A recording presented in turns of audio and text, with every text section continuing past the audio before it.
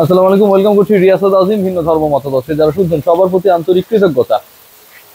রশিদ খান ধরুন পিএসএল এ প্রথম ম্যাচে দলে সুযোগ পান নাই, সেকেন্ড ম্যাচে তাকে খেলানো হয়েছে, সেখানটায় গিয়ে তিনি 3 উইকেট নিয়েছেন। এর পরের ম্যাচে যেটাকে পিএসএল ক্লাসিকো বলা হয়, যেটাতে লাহোর করাচির লড়াই, সেখানটাও রশিদ খানের উপরে অনেক অনেক আস্থা রাখা হয়েছে, তিনি আরো 3টা উইকেট নিয়েছেন। প্রথম ম্যাচে খেলতে না পারা রশিদ খান পরে 2 ম্যাচে 3 দুগুণে 6 উইকেট নিয়ে টপ উইকেট টেকার হয়ে গেছেন, এক ম্যাচ কম খেলি। পুরো দুনিয়া, পুরো ক্রিকেট বিশ্ব রশিদের ভেলকি নিয়ে আলোচনা করতো। Leg spinner, Afghan talented cricketer, আরো কত কিছু। এবং প্রথম ম্যাচে কেন তাকে খেলানো হয়নি সেটাও একটা অন্যতম আলোচনার বিষয় থাকতো।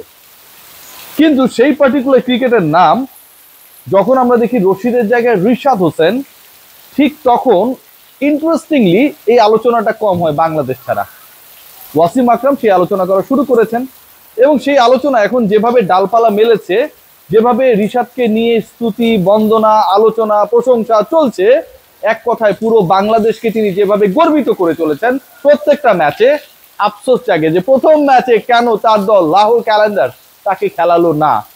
রিশাদ যুগ্মভাবে, যৌথভাবে টপ উইকেট টেকার্স না হয়েও এককভাবে হয়তো 6 উইকেটের জায়গায় 9 উইকেট, 10 উইকেটের মালিক হতে পারতেন। প্রথম ম্যাচে 31 রানে 3 উইকেট নেওয়া আমাদের এই ট্যালেন্টেড ক্রিকেটার পরের ম্যাচে নিয়েছেন 26 রানে 3টা, প্রথম 2 ওভারই নিয়েছেন 3 উইকেট। শেষ বলে তার যে কোটা, সেই কোটার শেষ বলেও তিনি উইকেট পেতে পারতেন, কিন্তু শেষ পর্যন্ত সিকান্দার রাজা ক্যাচটা ধরেছেন বাউন্ডারির ওপারে গিয়ে। 11 বলের মধ্যে 3জন ব্যাটারকে ফিরিয়েছেন। পিএসএল ক্লাসিকোতে করা প্রথম বলে উইকেট পেয়েছেন। সান মাসুদ রিভার্স সুইপ করতে গিয়ে আউট হয়েছেন। আম্পায়ার আউট না দিলেও আমরা দেখেছি উইকেট কিপারের আবেদন, কনফিডেন্ট আপিল, অ্যান্ড দেন পরবর্তীতে রিশাদের উইকেট লাভ।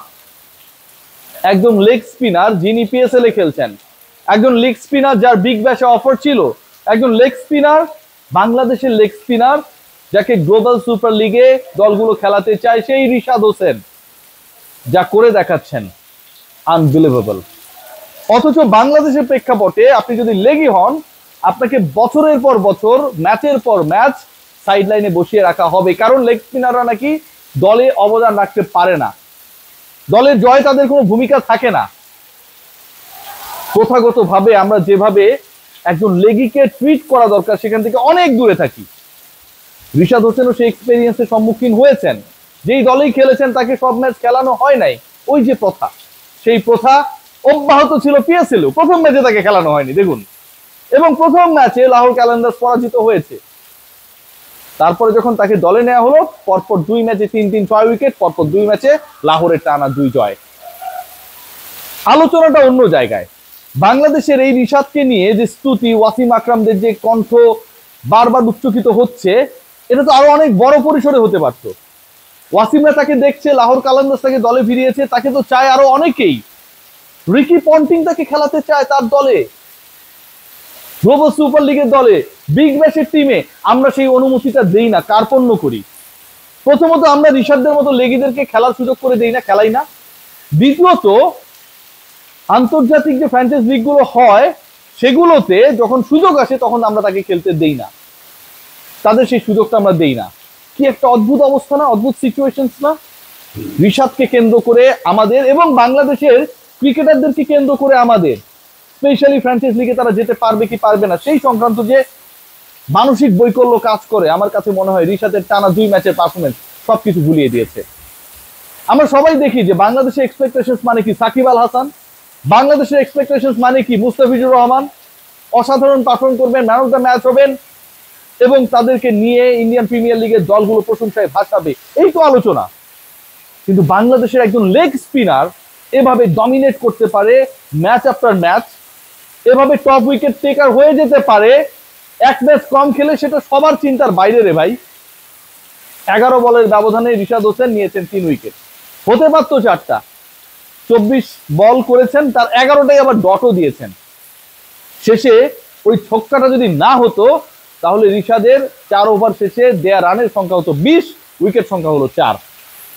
বাংলাদেশের যারা সুপার ট্যালেন্টেড ক্রিকেটার, আমরা অনেক ক্ষেত্রেই তাদের সেই নামের ভারিক্কি না থাকার কারণে তাদেরকে প্রপারলি ট্রিট করি না। সবচেয়ে বড় আফসোস ছিল গত ম্যাচে যদি লিটন কুমার দাস খেলতে পারতেন, ইনজুরির কারণে পিএসএল শেষ হয়ে গেছে, তাহলে করাচি লাহোরের এই পিএসএল ক্লাসিকোতে মুখোমুখি হতেন আমাদের রিশাদ ভার্সেস লিটন। সবাই হয়তো দেখার অপেক্ষায় থাকতো লিটন কুমার দাস যদি রিশাদের বোলিং এ আসা পর্যন্ত অষ্টম ওভারে বল করতে এসেছেন, টিকে থাকতেন, কিভাবে হ্যান্ডেল করতেন। এর থেকে মধুর মুহূর্ত আর কোনো কিছুই হতে পারতো না। Rishad Hossain, hats off to you. PSL এ পুরোটাই রিশাদ খেলবেন। আমার রিকোয়েস্ট, রিশাদকে কেন্দ্র করে গ্লোবাল সুপার লিগের বিশাল একটা আগ্রহ রয়েছে, ওভার হ্যারিকেন্স এর আগ্রহ রয়েছে, রিকি পন্টিং এর আগ্রহ রয়েছে। আমরা কি সেই সুযোগটা তাকে করে দেব? টি-20-তে আমরা কি সেই সুযোগটা তাকে করে দেব? যেই ফরম্যাটে এশিয়া কাপ হবে, যেই ফরম্যাটে পরের বিশ্বকাপ হবে, যেই ফরম্যাটে আর আপকামিং যে ট্যুরগুলো রয়েছে বাংলাদেশের এবং হোম সিরিজগুলো রয়েছে, প্রচুর ম্যাচেস বাংলাদেশ খেলবে, সেই পার্টিকুলার ফরম্যাটেই গ্লোবাল সুপার লিগে রিশাদকে চায় ওভার হ্যারিকেন্স। আমরা কি সেই সুযোগটা দেব, নাকি আমরা আবার ওই ন্যাশনাল ডিউটির যে ফাঁকফোকর, যে আলোচনা, যে বক্তব্য, সেটার মধ্যে একটা সপ্তাহ বের করতে পারবো না আমার ওই ক্রিকেটারকে গ্লোবালি কম্পিটিটিভ টুর্নামেন্টে খেলার সুযোগ করে দেওয়ার ক্ষেত্রে? I have no idea. Bangladesh cricket board itself a mysterious place. তো আমি যদি কোনো কিছু প্রেডিক্ট করি, এটা উল্টা হওয়ার সম্ভাবনা বেশি। But I can expect Rishad should be given more chances in the globally recognized franchise tournament. সবাই ভালো থাকবেন, take great care. Hats off to Rishad Hossain.